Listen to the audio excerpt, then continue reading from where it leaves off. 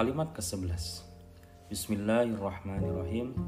Wasamsi wadduhaha wal qamari idza talaha wan nahari idza jallaha wal laili idza yaghshaha was samai wama bannaha wal ardi wama tahaha wa nafsi wama sawwaha falhamaha fujuraha wa taqwaha qad aflaha man zakkaha wa qad khaba man dassaha. Demi matahari dan cahayanya di pagi hari, demi bulan apabila mengiringinya, demi siang apabila menampakkannya, demi malam apabila menutupinya, demi langit serta pembinaannya, demi bumi serta penghamparannya, dan demi jiwa serta penyempurna ciptaannya. Maka dia mengilhamkan kepadanya jalan kejahatan dan ketakwaan. Sungguh beruntung orang-orang yang menyucikannya, dan sungguh rugi orang yang mengotorinya. Quran Surat Asy-Syams ayat 1-10. Wahai saudaraku, jika engkau ingin memahami salah satu rahasia di balik hikmah dan misteri alam, teka-teki penciptaan manusia, dan petunjuk hakikat sholat, mari kita perhatikan cerita imajiner berikut ini. Pada suatu masa, ada seorang penguasa yang memiliki kekayaan berlimpah dan gudang harta yang besar yang berisi berbagai jenis permata, intan dan jamrud. Belum lagi simpanan kekayaan tersembunyi lainnya yang tak terhitung.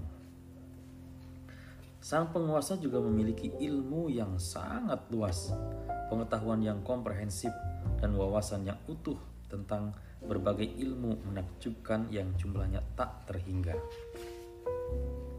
Di samping itu, ia memiliki sejumlah skill yang istimewa dan kreasi yang indah. Karena setiap pemilik keindahan dan kesempurnaan ingin menyaksikan dan mempersaksikan keindahan dan kesempurnaannya, demikian pula dengan penguasa agung tersebut. Ia ingin membuka galeri besar untuk mempertunjukkan berbagai ciptaannya yang istimewa agar rakyat dan melihat kekuasaannya yang besar dan kekayaannya yang berlimpah.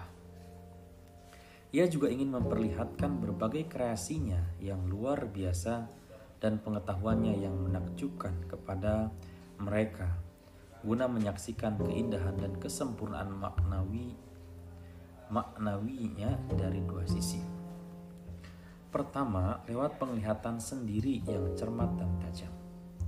Kedua, lewat penglihatan pihak lain. Berdasarkan hikmah tersebut, sang penguasa mulai membangun istana yang sangat megah dan besar dengan bentuk yang sangat indah. Ia membagi istana tadi menjadi sejumlah tempat tinggal dan ruangan. Setiap bagian dihias dengan hiasan kekayaan yang beragam. Diperindah dengan jejak kreasinya yang paling halus, disusun dan ditata dengan berbagai disiplin ilmu dan hikmahnya yang paling cermat, serta disiapkan dan diperbagus dengan jejak ilmunya yang luar biasa. Setelah istana tersebut terbentuk sempurna, sang penguasa menyediakan sejumlah hidangan mewah berisi semua jenis makanan, lezat, dan berbagai karunia terbaiknya. Ia menyajikan hidangan yang layak untuk setiap kelompok. Dengan hidangan tersebut, ia memperlihatkan kemurahan, kreasi dan kedermawanannya yang tak tertandingi. Seolah-olah setiap hidangan berisi ratusan kelembutan dan jejak ciptaan yang cermat, berikut nikmat berharga di atas yang tak terhingga. Setelah itu, sang penguasa mengundang seluruh penduduk dan rakyat yang tinggal di kerajaannya untuk menyaksikan, berekreasi, dan menikmati hidangannya. Ia ajarkan kepada pemimpin utusan istana yang mulia sejumlah hikmah menakjubkan yang terdapat di dalam istana. Berikut sejumlah makna yang terdapat di berbagai sisinya. Ia menunjuk seorang guru dan ustadz cemerlang guna memberitahukan kepada rakyatnya tentang keagungan sang pencipta istana dan pembuat sejumlah ukiran indah dan rapi di dalamnya. Ia memperkenalkan berbagai rambunya kepada kepada setiap orang yang masuk berikut makna dari sejumlah hiasan yang tertata, petunjuk cermat yang terdapat padanya, serta sejauh mana ia menunjukkan keagungan sang pemilik istana. Kesempurnaannya yang luar biasa dan kecakapannya yang istimewa. Ia juga menjelaskan kepada mereka berbagai informasi tentang tata cara penghormatan berikut adab masuk dan berkeliling di dalamnya, serta cara jalan yang sesuai dengan keinginan penguasa yang hanya terlihat dari balik hijab. Sang guru yang pandai ini berada di tengah-tengah wilayah istana besar, sementara para pembantunya tersebar di seluruh wilayah lain di istana. Sang guru mulai memberikan sejumlah arahan kepada seluruh orang yang menyaksikan istana dengan berkata, "Wahai manusia, pemimpin kita adalah pemilik istana yang luas dan indah ini.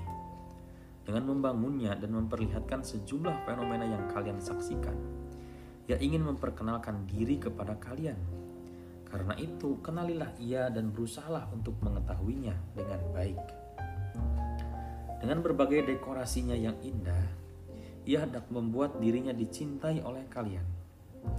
Karena itu, raihlah cintanya dengan cara mengapresiasi perbuatannya dan menghargai ciptaannya, dengan sejumlah karunia dan nikmatnya yang tercurah kepada kalian. Ia ingin memperlihatkan cintanya dan ingin menarik simpati kalian. Karena itu, cintailah ia dengan cara tunduk dan patuh terhadap segala perintahnya, dengan segala nikmat yang diberikan kepada kalian. Ia memperlihatkan rahmat dan kasih sayangnya kepada kalian. Karena itu, hormatilah ia dengan cara bersyukur. Dengan sejumlah jejak kesempurnaan dan ciptaannya yang indah dan sempurna, ia hendak memperlihatkan keindahan maknawinya. Karena itu, tampakkan rasa rindu dan keinginan kalian untuk berjumpa dan melihatnya serta untuk meraih ridhonya. Dengan setempel khususnya yang kalian lihat pada semua entitas, ia ingin kalian mengetahui bahwa dirinya merupakan penguasa tunggal dan mandiri. Segala sesuatu adalah miliknya, khusus baginya, serta bersumber dari tangan kekuasaannya. Karena itu, kalian harus mengetahui dengan baik bahwa tidak ada penguasa selain dirinya. Ia adalah penguasa tunggal yang tidak memiliki tandingan." Sang guru yang agung itu menyeru kepada seluruh pengunjung istana dengan perkataan yang hampir sama, di mana ia sesuai dengan kedudukan, keagungan dan kebaikan penguasa. Lalu orang-orang yang masuk ke dalam istana tersebut dua kelompok. Kelompok pertama adalah para pemilik akal sehat dan hati bersih yang mengetahui kepastian diri mereka.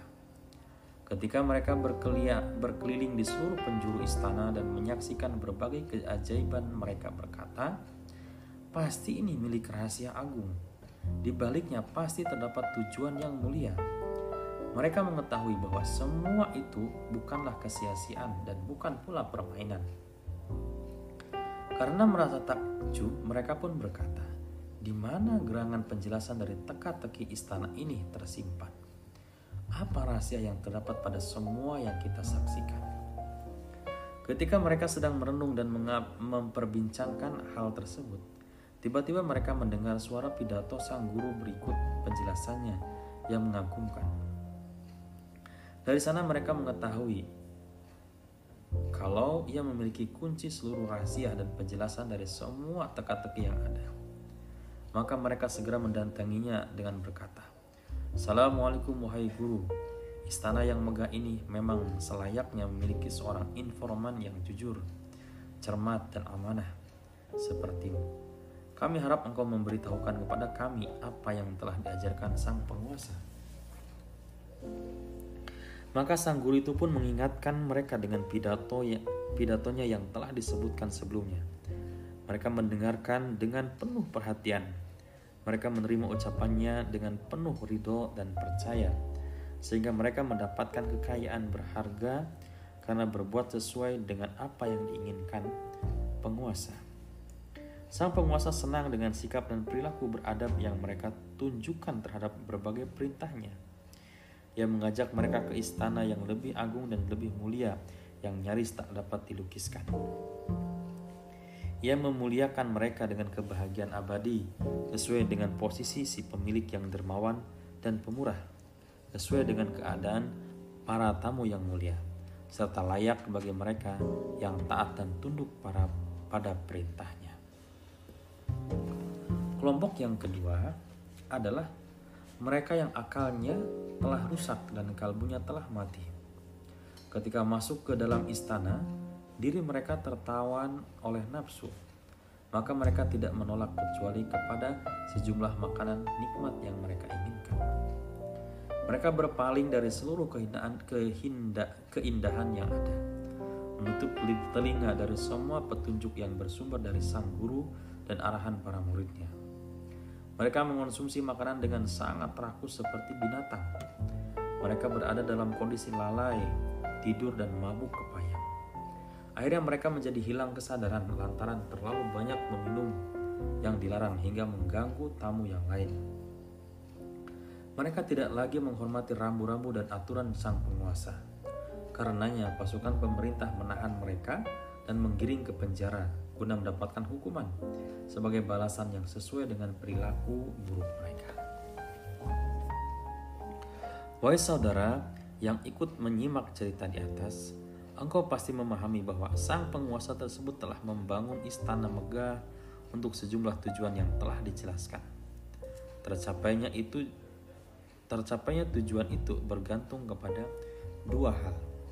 Pertama, keberadaan sang guru yang telah kita lihat dan dengar pidatonya, sebab andaikan ia tidak ada, tentu semua tujuan di atas menjadi percuma.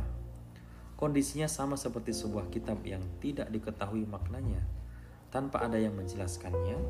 Akhirnya ia sekedar kumpulan lembaran kertas yang tidak bermakna. Kedua, sikap manusia yang mau memperhatikan dan menerima ucapan sang guru tadi, artinya keberadaannya menjadi sebab adanya istana, sementara perhatian manusia kepadanya menjadi sebab keabadian istana. Karena itu, dapat dikatakan bahwa sang penguasa agung tidak akan membangun istana tadi jika sang guru tidak ada. Juga dapat dikatakan bahwa ketika manusia tidak mau memperhatikan ucapannya, maka sang penguasa akan mengubah dan mengganti istana tersebut. Sampai di sini cerita itu berakhir. Jika engkau telah memahami rahasia cerita di atas, lihatlah sisi hakikatnya. Istana tersebut adalah alam ini, di mana ia beratapan langit yang berkilau dengan bintang-gemintang yang tersenyum, beralaskan bumi yang dari timur hingga barat dihiasi dengan bunga yang selalu baru setiap harinya. Sementara sang penguasa agung itu adalah Allah yang Maha Azali dan Abadi, Raja yang Maha Suci, pemilik keagungan dan kemurahan. Dia adalah zat yang ketujuh langit dan bumi berikut isinya bertasbih dan menyucikannya. Dia adalah zat yang maha kuasa yang telah menciptakan langit dan bumi dalam 6 masa. Lalu dia bersemayam di atas arsy. Dia menutupkan malam kepada siang yang mengikutinya dengan cepat. Dia juga menciptakan matahari, bulan dan bintang yang tunduk kepada perintahnya.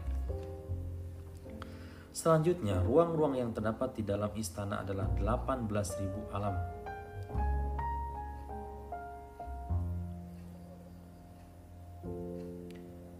Di mana masing-masing terhias dan tersusun dengan makhluk yang sesuai dengannya. Adapun kreasi unik yang terdapat di dalam istana adalah bentuk mukjizat kudrah ilahi yang tampak di alam. Berbagai makanan lezat yang terdapat padanya adalah perlambang rahmat ilahi yang berupa buah-buahan menakjubkan yang terlihat secara jelas pada seluruh manusia sepanjang tahun, khususnya di musim panas, terutama di kebun-kebun Barlah. Tempat pengasingan Ustadz Nursi pada tahun 1927. Di sana ia menulis sebagian besar risalah Nur hingga akhir dibawa ke pengadilan S. Kisahir tahun 1934. Lalu dapur istana tersebut adalah permukaan bumi dan jantungnya yang berisi nyala api. Kemudian sejumlah permata yang terdapat pada gudang perbendaharaan yang tersembunyi adalah contoh dari berbagai manifestasi nama-namanya yang suci. Ukiran dan rambu yang kita lihat tidak lain adalah kumpulan makhluk yang menghiasi alam, yang merupakan ukiran yang tertata lewat para kudrat ilahi yang menunjukkan nama-nama Tuhan yang Maha Kuasa dan Maha Agung. Selanjutnya, sang guru yang dimaksud adalah junjungan kita Nabi Muhammad SAW. Sementara para pembantunya berupa para nabi yang lain dan para muridnya berupa para wali yang solih dan ulama yang mulia.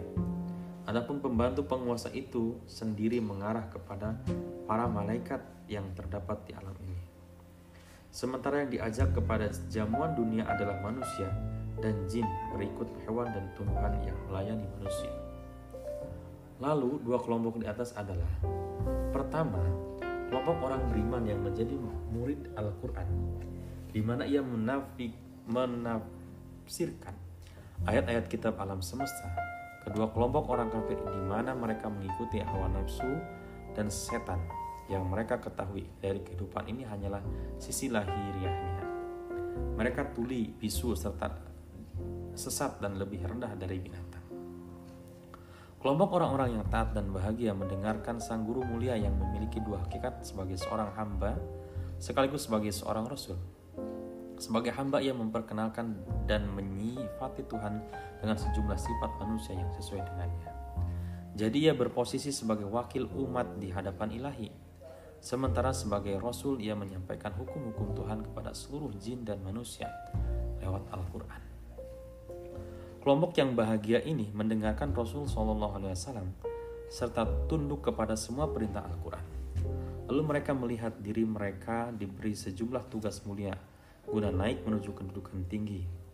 Ia berupa salat yang merupakan indeks berbagai macam ibadah. Dengan sangat jelas mereka menyaksikan detail-detail kewajiban sholat dan naik menuju kedudukan tinggi seperti yang ditunjukkan oleh beragam zikir dan gerakannya yang sebagai berikut. Pertama, dengan menyaksikan sejumlah jejak ilahi yang tersebar di alam, mereka menemukan diri mereka berada dalam kedudukan kalangan yang menyaksikan indahnya kekuasaan rububiyah lewat sebuah interaksi tersembunyi. Mereka menunaikan tugas takbir dan tasbih dengan mengucap Allahu Akbar. Kedua, dengan kemunculan mereka sebagai dai yang menyerukan berbagai keindahan kreasi Tuhan dan sejumlah jejaknya yang cemerlang di mana ia merupakan manifestasi Asmaul Husna, mereka menunaikan tugas menyucikan dan memuji Tuhan dengan mengucap Subhanallah walhamdulillah. Ketiga, ketika merasakan berbagai nikmat yang tersimpan di perbendaharaan rahmat ilahi, sekaligus mengecapnya dengan indah lahir dan batin, mereka segera menunaikan tugas untuk bersyukur dan memuji Tuhan.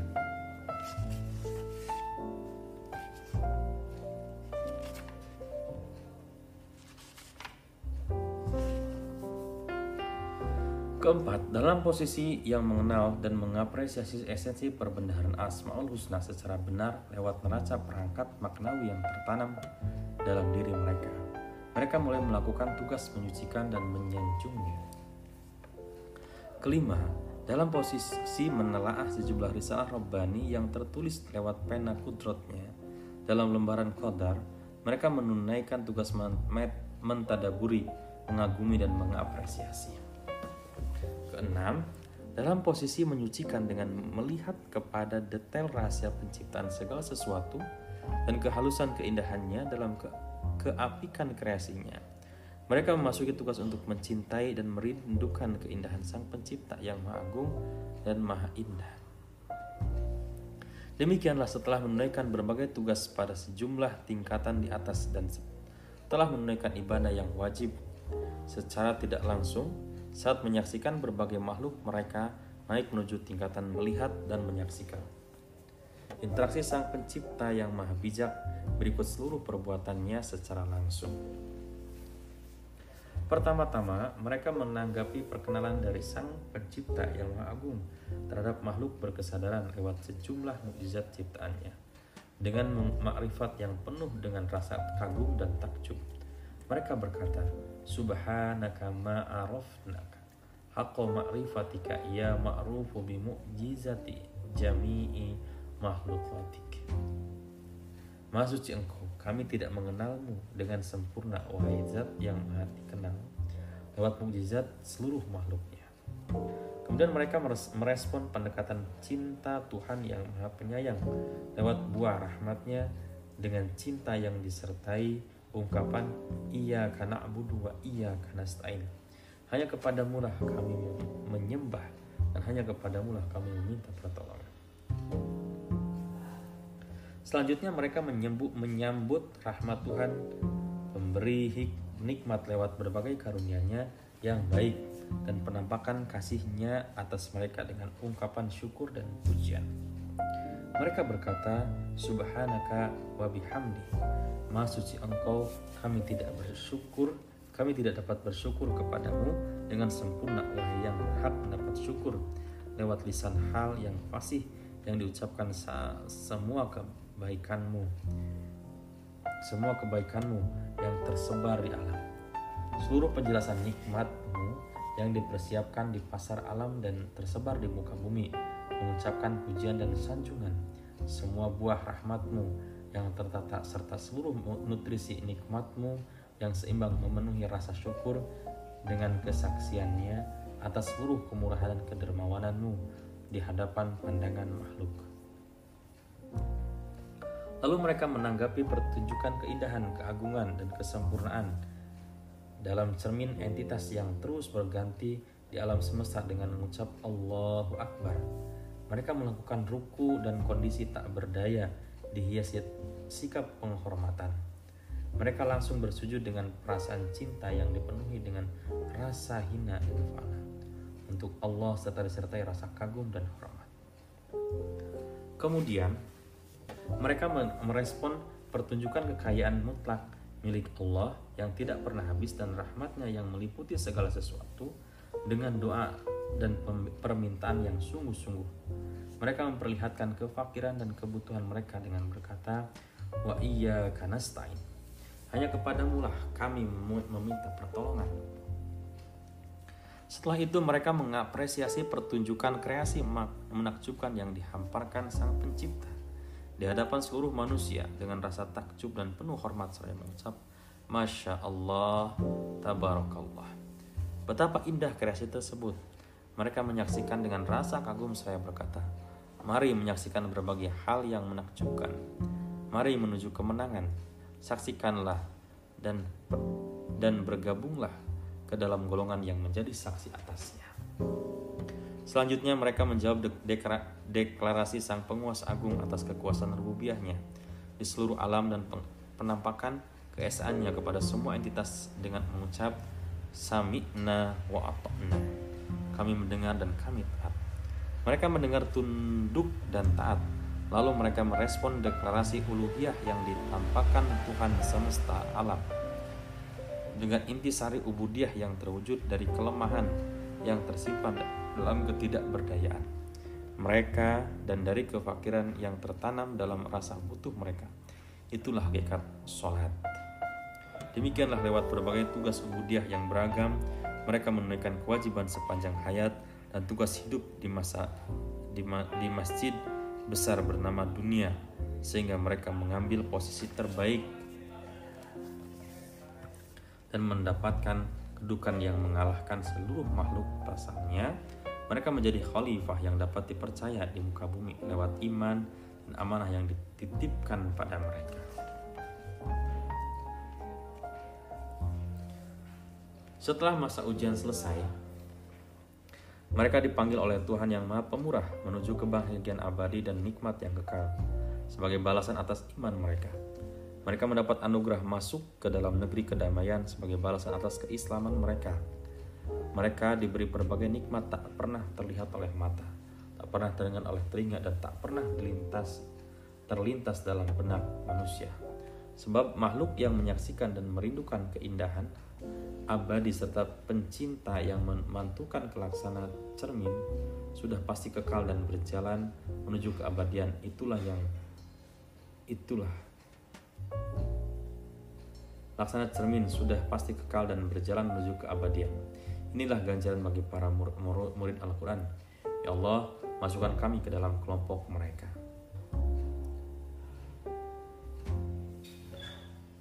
Ya, adapun kelompok yang kedua adalah kalangan fasik dan jahat. Ketika pada usia akil balik mereka masuk ke dalam istana alam ini, mereka menanggapi berbagai petunjuk karena Allah dengan kekufuran serta mengingkari berbagai nikmat yang Allah berikan. Mereka menghinakan seluruh entitas dan mengagungkan sisa-sisa, menganggapnya sia-sia. Mereka menolak manifestasi nama-nama ilahi yang terdapat pada seluruh entitas. Karena itu mereka melakukan kejahatan besar dalam waktu yang singkat sehingga layak mendapatkan siksa abadi. Ya, modal umur dan berbagai perangkat istimewa yang diberikan kepada manusia tidak lain adalah untuk menunaikan berbagai tugas mulia yang telah disebutkan. Wahai diri bingung dan teman yang terpedaya dengan hawa nafsu,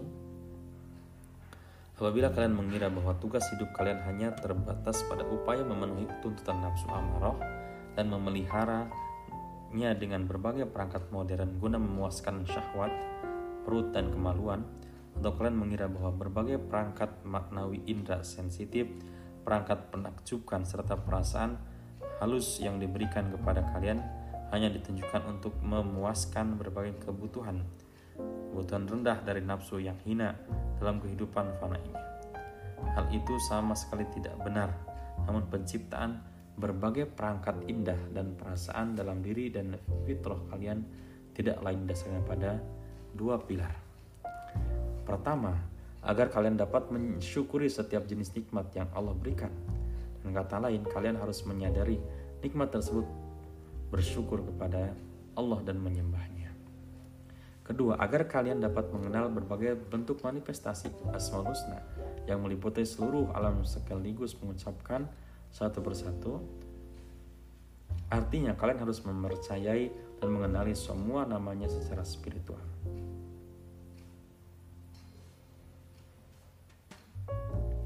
Di atas kedua pilar itu, kesempurnaan manusia akan tumbuh sehingga menjadi manusia sejati.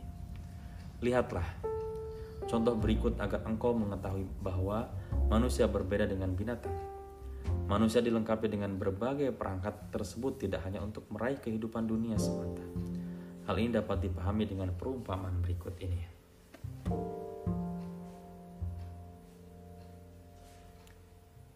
Wallahu a'lam.